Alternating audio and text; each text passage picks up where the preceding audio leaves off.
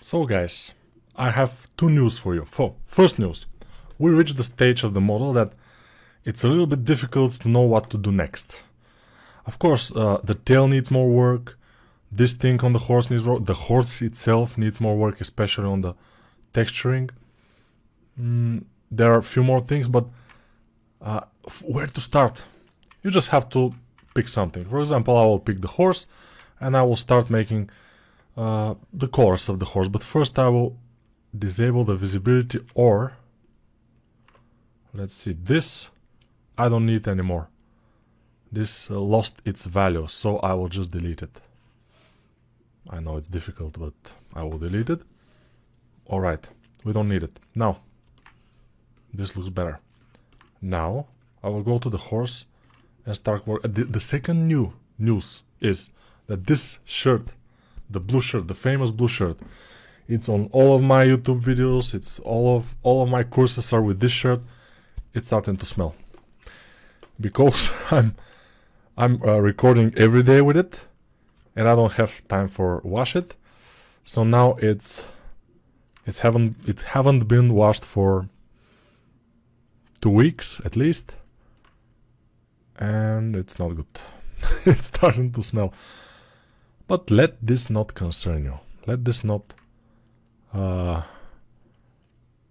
be your something that will not, I mean, I don't know what to say. This is not your business, basically, so it's okay. Let's see the horse, by the way. Okay, the horse has whitish, let's go to whitish, maybe a little bit blue-white hooves. The hooves, I will go to my alpha brush and start painting them. They're bluish, and I'm not sure I want to make the legs that blue, but I also don't want to leave them this super vibrant color.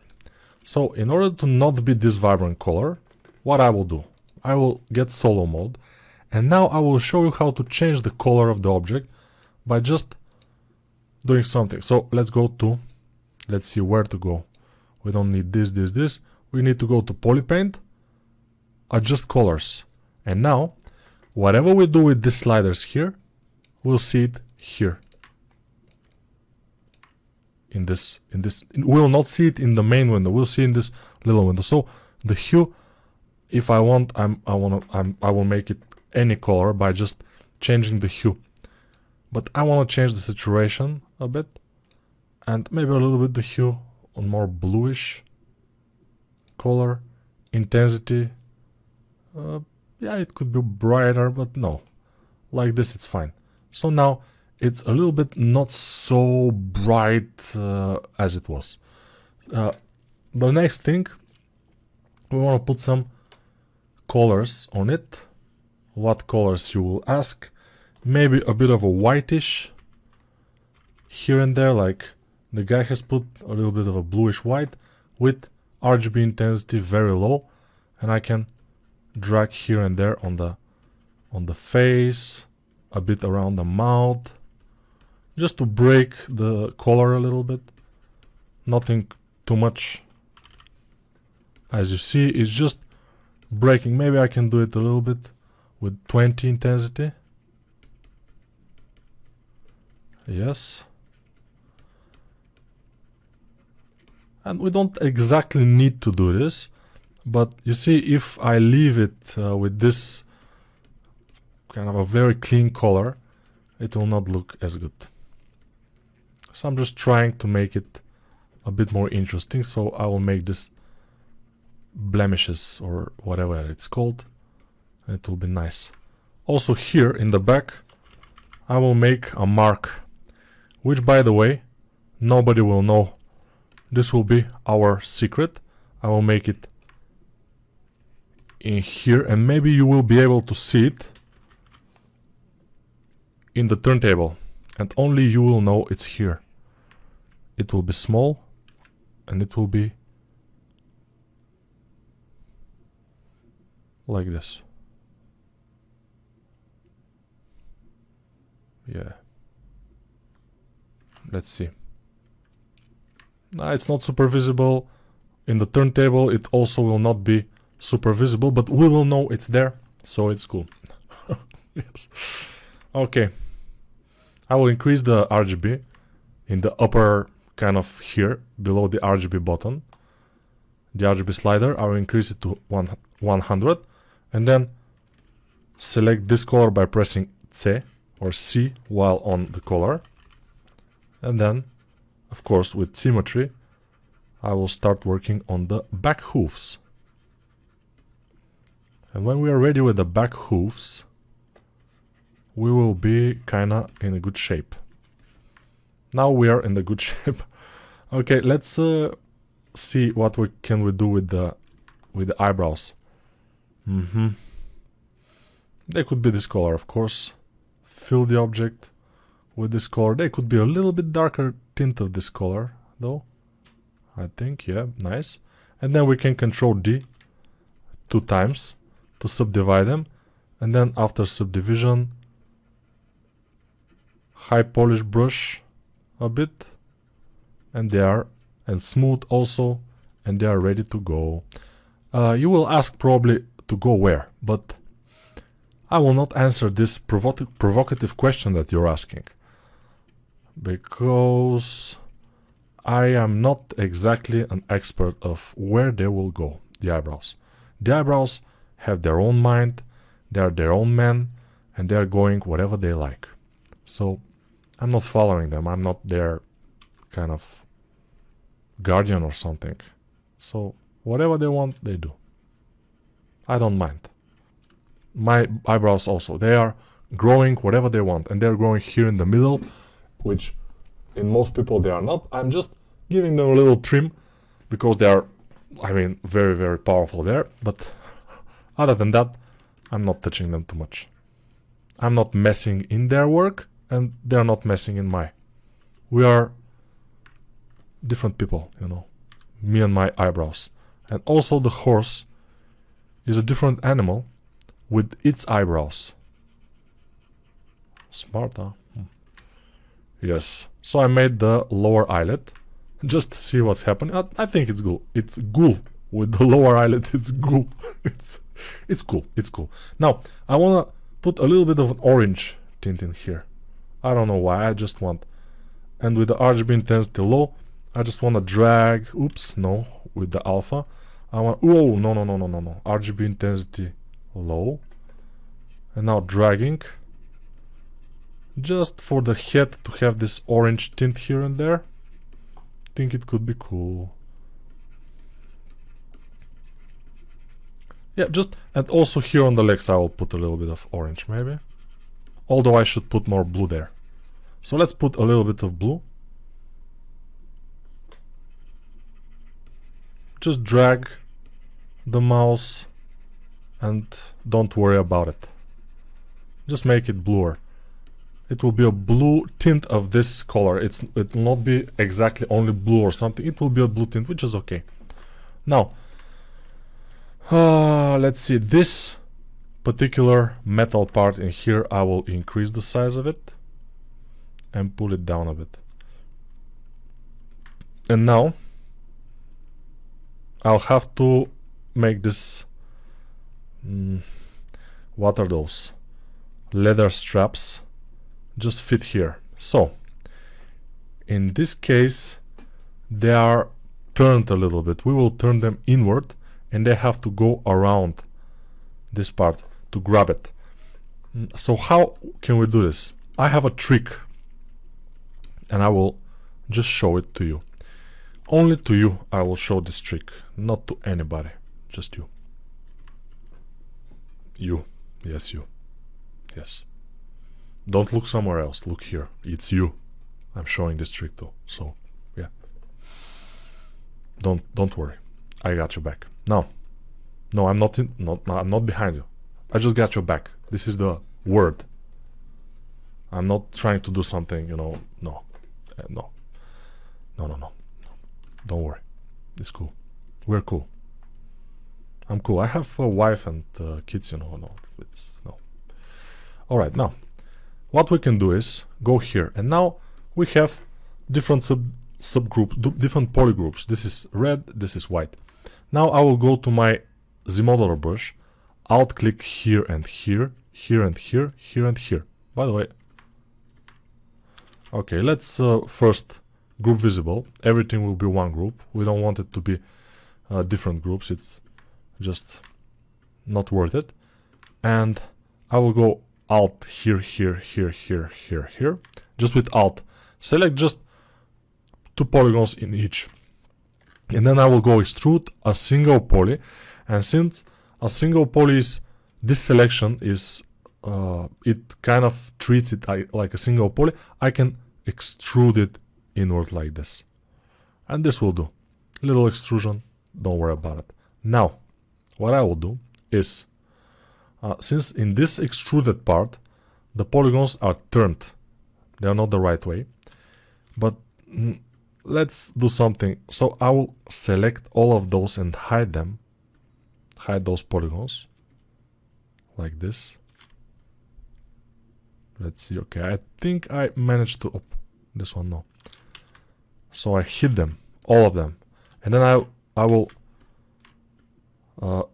view only the hidden parts and then flip them. Now, something is not flipped, by the way. I just missed it. I missed one. This one. Okay. Now, I'll flip them. And now, they're okay. Now I will delete some of them. So I will go to a polygon, delete, single poly, and start this. So now, we are left only with, let me just press double, and we are left with this. You can do it manually, of course, but in this way, I think it's a little bit better to make this curve of the strap. You see, this is my kind of a secret way of doing this. And now we can adjust them with Move Topology brush. And I will pull it down. Make sure it goes a bit more next or near the skin here, although it doesn't have to. It could go though. And here also this part should go near the strap itself because it will be riveted to the strap. This part. Hopefully we will be able to do it, but we'll see. Manually. We have to adjust now. I know this can seem like kind of a hard labor to do this, but those things are the things that are differentiating your work from the work of others that don't give this kind of push to their work. They don't make it that nice. For example, yeah, that's a pep talk. I know it's I know it's alright. Now this one here also has to go over this, and alright, we can do it in two ways. First, I will erase this middle part with alt clicking on it. Then I will go to an edge, extrude. Let's try to extrude it down like this. Alright, it's extruded, but why is it stop? Oops. Okay, I cannot not extrude it further because it's, I don't care. And the other way, it's easier. It's just to mask this area, invert the mask so everything else is masked, and just move it here like this. And now we can of course put a polygon, insert 1, 2 polygons in here. Then again I will go alt click on them, on those polygons, extrude them inward. And in this case the polygons are not turned, but they are, because we have double and we don't see them, but they are turned. So after extrusion we will delete some of the polygons. Delete them. Probably it could seem difficult to understand why I'm doing this, but I'm doing it just to make the polygons go around like this and go back. And I told you this you can do manually, but this is more like streamlined way, if we can say. And of course we have to turn those, so I will try to select them and then deselect this and then press flip, and they should be okay now. Yes, they are okay. Alright. Because if some of the polygons are pointing one way and then the next polygon is pointing the other way, when we extrude, it will be awful. So make sure all our polygons are pointing in one and the same direction, because otherwise it could be hell. Of course, the other way to do that, to make sure the polygons are pointing in one way, all of them, is to zero mesh again. But I don't want to zero mesh because now we have a nice nice looking polygons. Our topology is fine, and if we zero mesh, we may kind of lose that nice topology, which I don't want. I want to have the nice topology. I like the nice topology. Mom, I don't want to lose it. Why can't I keep it? Mom, I want to keep the nice topology. Some things like this, you know. Yeah, no, it's very sad to lose the nice topology. For a kid especially, it's heartbreaking. It's, no. You don't need this in your life. And also you're better than this. Nice topology is a good thing to have. Don't lose it. Thank you. Now, we have almost everything. Now we have to make thickness. Also, this, I want to make it kind of a metal. So I'll make it whitish and metal, mRGB, fill object, and go to RGB again. And we are okay. Now we'll go to the strap and make thickness. Now, here on the strap, we cannot make a huge thickness because it's going around like this. And if we make a big thickness, it will, let me show you what will happen. So I will go to Z modeler brush. And, alright, we have to, okay. Extrude all polygons and then the thickness. If we make bigger thickness, you see what will happen. It will start to, you know, go bad. So a little, this time, I will kind of be okay with the not so big thickness. Then I will press D to subdivide. Then I will go to crease at 1 and smooth at 4. Crease at 1, I'm not sure it will work well, but probably it could. And if I want, I can inflate it. By the way, I'm inflating it this, and it's going bad because it's flipped probably. Yeah, everything is flipped now, so I will flip it. If it's flipped, you can understand. If you inflating it and it's deflating, yeah, it's flipped. So sometimes this will happen, you know. I didn't realize that this could happen to me ever, because I'm professional, but still. Professionals are not insured of this kind of things happening to them. Even professionals, I know. So now those straps are nicely done, and our horse is mostly ready to go, but not quite. It has a little bit more. It has this thing that we have to do here. This little strap that our guy is holding, we need to do at some point. But the horse is getting, and this thing on the horse, the blue.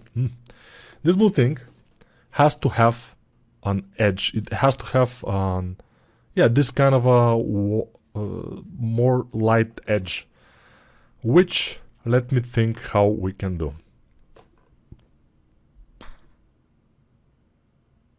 I'm thinking. I cannot think of anything. Yeah, but whatever we think, we have to do it in the next video probably. But first I will increase all, because I have some creased edges which I don't like. So I'll increase all, and then let me check something out. One here, one here, one here. But this will be difficult to make.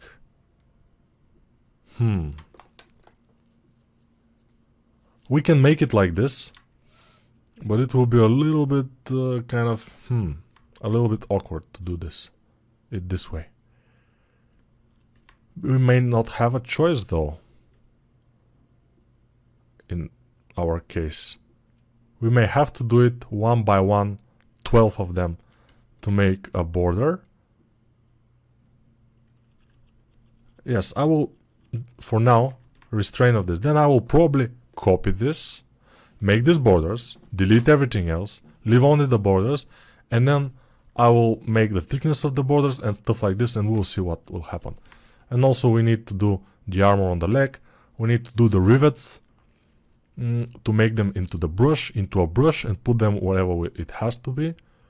We need to do the tail. We need to kind of detail a little bit the pike. And the gloves needs thickness and stuff. And these things here, and we will be kinda going to the end of this. So probably a few more videos, yeah. But then we have to render it. Maybe use a little bit of Keyshot, we'll see. Bonus content, we'll see. I haven't decided yet, but probably it will be nice because Keyshot is very nice for this kind of things, because you can send your model to Keyshot in just one click. Just go to render, external render, Keyshot, and then when you press BPR, it will open Keyshot and it will go to it. Let me try it. So BPR, I'm waiting. Is it gonna work? Where's Keyshot? It's starting to go. Here it is. Alright. Receiving ZBrush. Is it gonna work? Everybody?